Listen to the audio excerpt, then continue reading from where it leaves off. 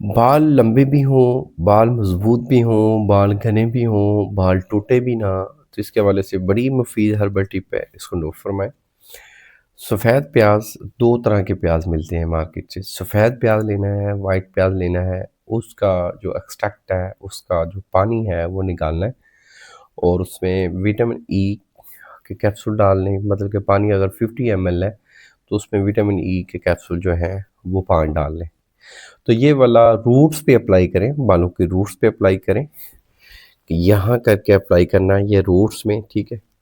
बालों की जड़ों में लगे, बियर्ड पे लगाएँ, बालों पे लगाएँ, बियर्ड इंशाल्लाह घनी होगी, बाल इंशाल्लाह घने होंगे और बाल टूटेंगे नहीं, बाल सिल्की भी रहेंगे, बालों में शाइनिंग भी आएगी और इंशाल्लाह आपको ये भरपूर फ़ायदा देगा।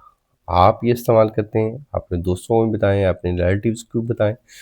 आपके फ्रेंड सर्कल में कोई गंजा है या जिसके बाल झड़ रहे हैं, टूट रहे हैं, तो उनको ये वीडियो लाज़मी ये शेयर करें। थैंक यू, जज़ाकल्लाह, अल्लाह हाफ़िज़।